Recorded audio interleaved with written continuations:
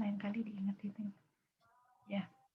Estimated standard error, nah ini rumusnya. Berarti berapa estimated standard error-nya?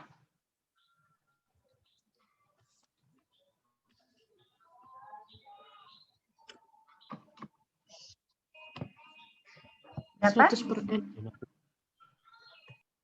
100 per N. Berapakah itu? 100/4. Iya, berapa? Akar 1/4 sama dengan 20 kayak 25. 100. 25 akar. 100 bagi 25. Ya. 2. Jadi berapa SM-nya? Standar error. SM-nya 5, Ibu. Betul sekali 5 ya. Kata akar dari 25 toh? Ya. Ibu. Tuh, akar dari 25. Ya. Oke.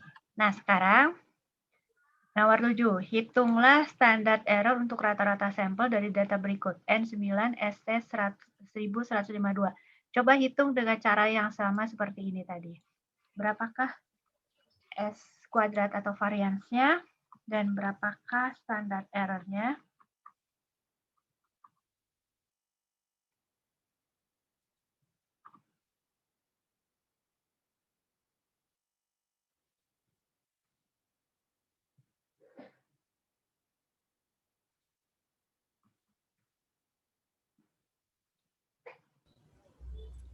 S kuadratnya 144, Bu. Ya, betul.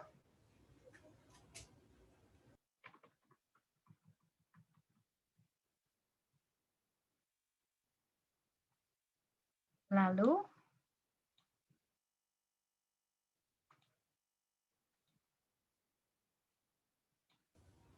SM-nya 16. bukan. Oh, bukan. Sorry. Ada satu langkah yang belum dilakukan kalau 16.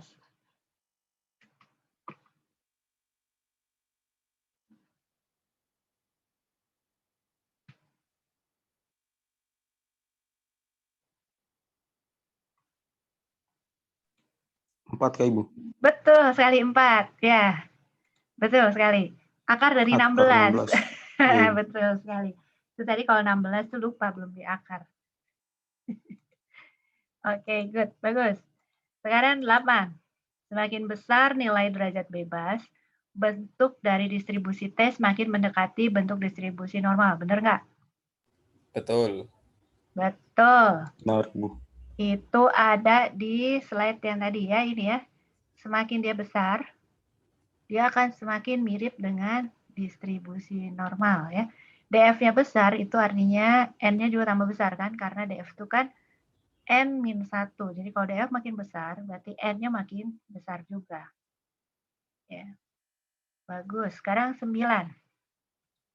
Untuk mengevaluasi efek dari sebuah perlakuan, sebuah sampel diambil dari populasi dengan rata-rata mu sama dengan 30 dan perlakuan diberikan kepada individu anggota sampel.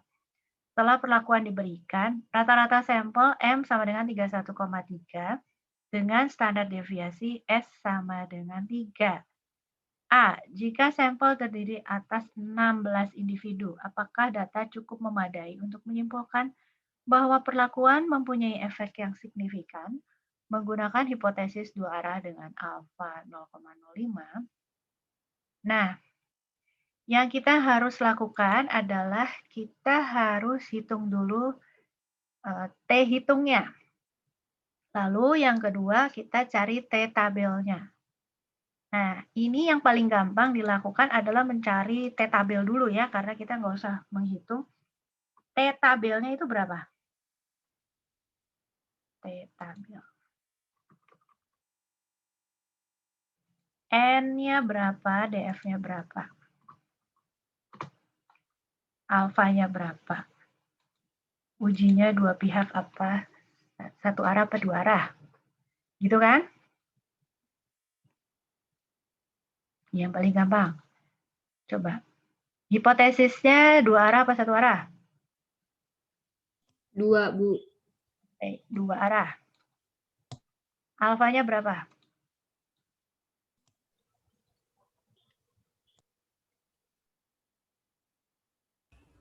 0,05.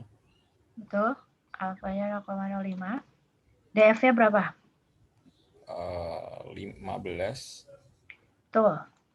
Karena N-nya 16, berarti DF-nya 15. Lalu kita cari di two tails kan, karena dua arah. Lalu alfanya tadi berapa? 5%. Berarti 0. Berapa T tabelnya? 2,131. 2,131. Betul, mantap. 2,131. Berarti di sini kita bisa tulis T tabelnya adalah 2,131. Sekarang kita hitung T hitung. Ya. T hitung itu cara menghitungnya pakai rumus yang tadi. Sebentar. Oke. Nah, untuk T hitung, kita lihat slide tadi.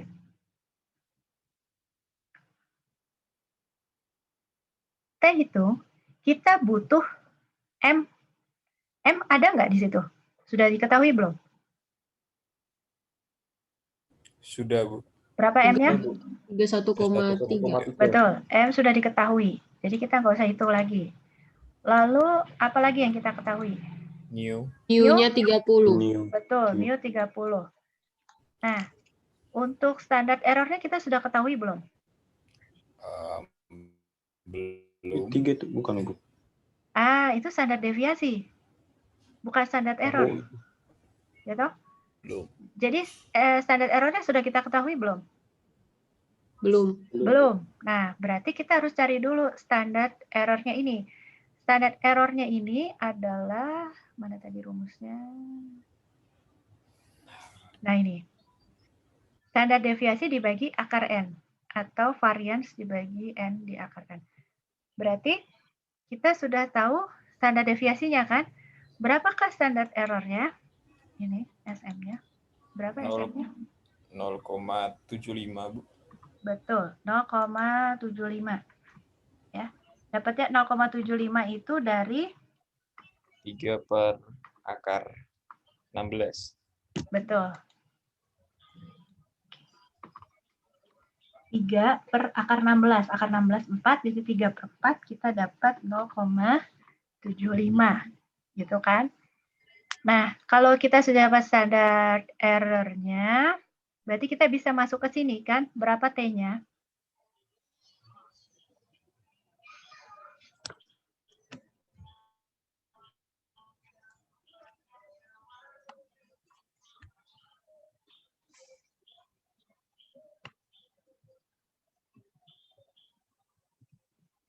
Berapa T-nya? 8,7, Bu. Oh, jauh sekali. Bukan. 1,73, Bu. Betul, 1,73. Itu kenapa bisa jadi 8? Itu mungkin ada salah. Coba. M dikurangi mu berapa? 1,3. 1,3 dibagi 0,75. Iya. Dapat ya? 1,73 kan? Iya, Bu. Tadi salah gitu. Yo. Nah, sekarang kita sebentar. Oke. Tadi berapa itu tadi? Titik T tabelnya berapa? Kan 1,7. 2,131. Ya. Kita tadi ada uji dua arah kan, berarti plus 1, berapa tadi? 2, 2, betul, 131. 31. 131 gitu kan ya? Iya. Di sini minus 2,131. Ya, ingat ya, di sini positif, di sini negatif karena ini uji dua arah. Nah, T hitung kita ada di daerah kritis ini, yang hijau ini, di daerah kritis, atau di daerah tengah ini. Saya kasih warna merah lah ya. Di sini. Ada di daerah hijau atau di daerah merah? T hitung kita tadi berapa? Yang merah, Ibu. 73. Betul. Tadi berapa T hitung kita? 1,. 73, Bu. Nah, 1,73 ada di daerah 1,75. 73. 73 dong. Iya, Ya, no. sorry. Itu ada di daerah yang Di merah apa yang daerah hijau? Merah. Merah. Merah, Itu Bu. kan ada di sini kan? Ya kan? 1,73. Berarti T hitung kita ini ada di daerah kritis bukan? Bukan. Bukan. Nah, kalau di daerah bukan di daerah kritis berarti yang diterima H0 atau H1? H0. Betul, karena yang merah ini adalah daerah penerimaan H0. Kalau yang hijau ini adalah daerah penerimaan H1. Itu kan? Sampai sini bisa diikuti nggak? Ya. Sudah paham kenapa ini yang diterima H0? Karena Oke. Paham. T hitung kita itu tidak ada di daerah kritis. Ya kan? T hitung kita lebih kecil daripada T tabel, betul kan? Jadi dia ada di sini. Sampai sini bisa diikuti? Bisa. Bu. Oke, bisa. Nah, kalau yang diterima H0, berarti perlakuan atau treatment yang kita berikan itu efektif nggak?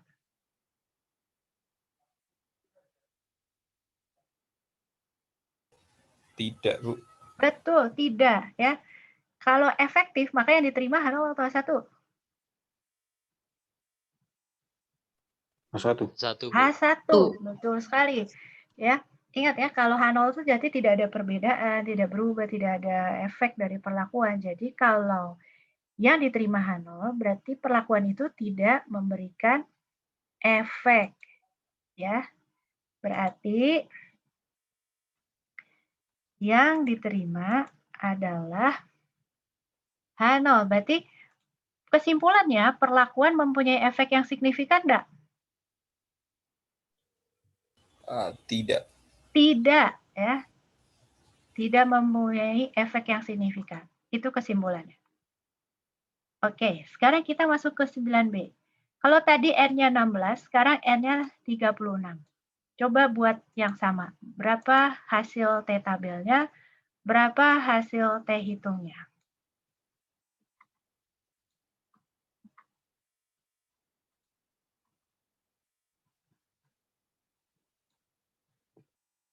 T tabel dulu, berapa T tabelnya?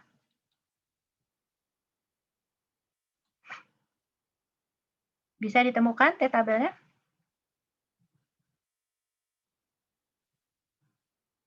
Nah, karena tidak ada 36, 35 juga tidak ada kan? Betul nggak?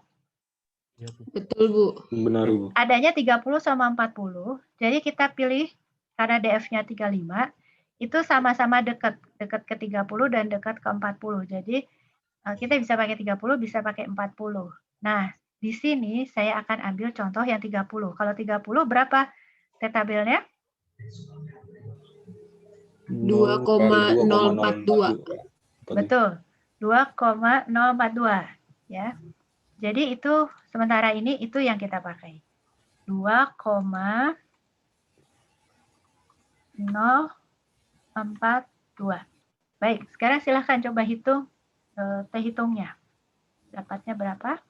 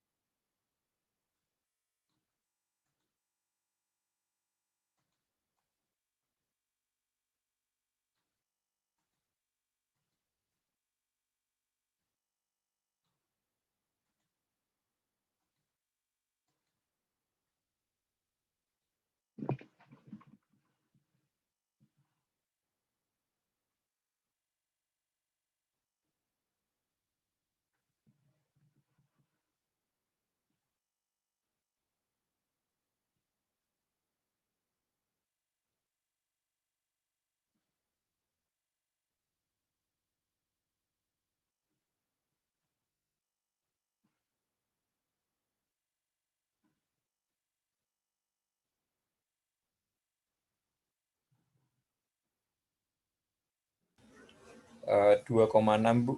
Betul. 2,6. Ya. Share dulu. Standar errornya berapa? Supaya kita samakan buat teman-teman. 0,5. Berapa? 0,5. Betul. Standar errornya 0,5, jadi T hitungnya adalah 2,6. Nah, dengan 2,6 dan tabelnya 2,042, berarti ini yang diterima H0 apa H1? H1 Bu. Betul. Kenapa H1 yang diterima? Karena perlakuannya signifikan. Tadi. Mengalami Arti. perubahan. Kenapa H1 yang diterima? Karena Kalau di bagian perlakuannya itu hijau, Bu. mempunyai efek yang signifikan. Bentar. Kalau H1 diterima, artinya perlakuan mempunyai efek yang signifikan. Tetapi mengapa H1 yang diterima? Buktinya apa? Apa argumentasinya? Karena dari tabel melewati dari T total. Apa? T total? T apa itu? Yang anunya itu 2,042. Itu apa? T anu.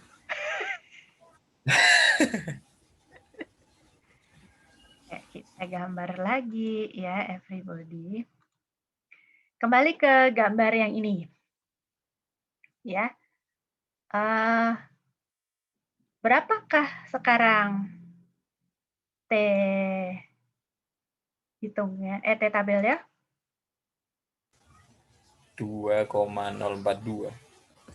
2,042. Dan minus? Min 2,042. Betul. 0,42. Lalu T hitung kita berapa? 2,6. 2,6 ada di yang hijau apa yang merah? Yang Hijau. hijau. Betul, yang hijau. Karena 2,6 kan ada di sini ya. 2,6.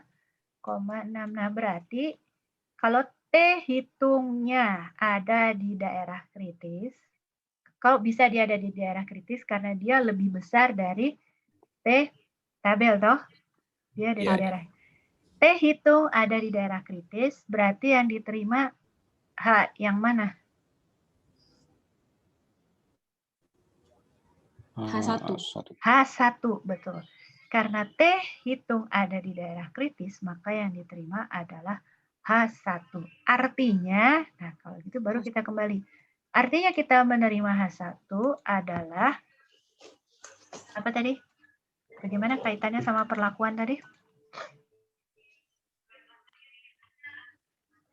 Kalau ya H1 yang diterima, artinya, ya, yuk, nyaris tadi. Mempunyai efek yang signifikan. Siapa yang punya efek signifikan? H1. Hitung. Kalimatnya jangan dipotong-potong, atuh. Siapa yang mempunyai efek signifikan? H1. Hitungnya, Bu. T hitung. Loh, kok T hitung? Bukan. Ini loh, kalimat H1. udah saya abu-abuin.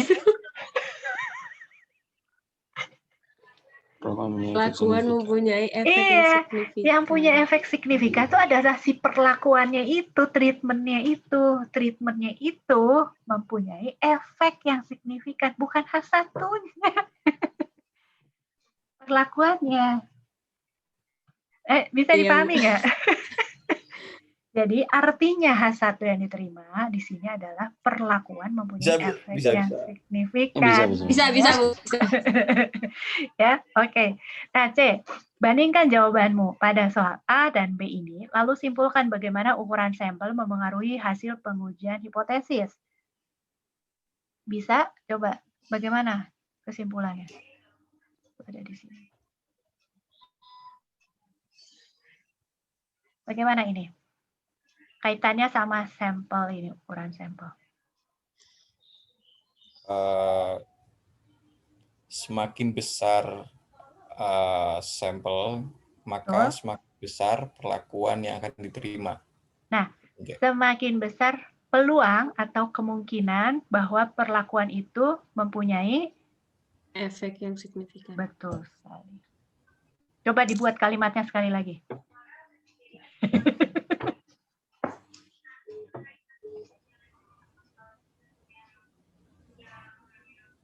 Ayo, coba satu kali lagi. Semakin besar apa tadi? Saya, Bu. Oh, boleh, sok, silakan. Semakin besar kemungkinan yang diterima, maka perlakuan juga mempunyai efek yang signifikan. Bentar. Ini loh, ukuran sampelnya ketinggalan. Iya, Bu. Ulang. Semakin besar kemungkinan. Bu, semakin Ukuran besar sampel. peluang sampel, maka semakin besar perlakuan yang punya efek samping yang signifikan. Loh, kok peluang sampel? Iki loh, ukuran sampel iki. Saya, Bu. Oke, yuk. Oke. Peluang kali. Semakin Ya. besar ukuran sampel, maka perlakuan juga mempunyai efek yang signifikan. Peluangnya mana? Ih, Semangat. Ya, ukuran sampel. Ayo, coba. Kalau potong-potong bisa, coba kalau sekali langsung dibikin utuh kok susah amat. Ayo, coba boleh. semakin besar peluang ukuran sampel, maka perlakuan juga Kok mempunyai peluang efek ukuran yang signifikan. sampel? Maka semakin. Bukan peluang ukuran sampel. Udah mau nyerah saya. Bu, mau coba Bu, semakin besar ukuran sampelnya, semakin besar peluang semakin besar peluang perlakuan yang mempunyai efek samping yang signifikan. Kok efek samping? Ini kita nggak bicara efek samping, ini justru efek langsung, bukan samping. Ini kok makin Efek yang diterima berarti Bu. Oh, coba ulang. Jadi efek samping. Ayo, semakin. Ayo, yuk. Ditulis aja biar kelihatan. Semakin ukuran sampel besar. Jangan semakin ukuran sampel besar. Besar Kali, Bang. kemungkinan. Semakin besar ukuran Ukuran Ya. sampel. Semakin besar maka peluang semakin besar peluang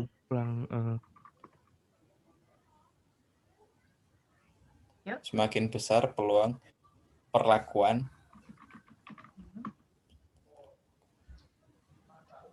yang memiliki efek yang mempunyai efek yang signifikan. Mempunyai efek signifikan. Nah, coba dibaca ini. Mempunyai efek yang signifikan. Ayo baca yang keras, jangan bisik-bisik. Semakin besar ukuran sampel, semakin besar peluang perlakuan mempunyai efek yang signifikan. Nah, gitu, itu kaitannya. Jadi kalau maksudnya tadi itu Bu, cuma lama-lama saya jadi guru bahasa Indonesia, Kak. Bukan guru statistik lagi nih. Jadi, kalau sampel kita itu semakin besar, maka peluang perlakuan itu akan memberikan efek yang signifikan akan semakin besar apa kecil? Besar. Ya. Makanya kalau kita mau membuktikan apakah suatu perlakuan itu memberikan efek yang signifikan, sebaiknya gunakan sampel yang besar apa kecil?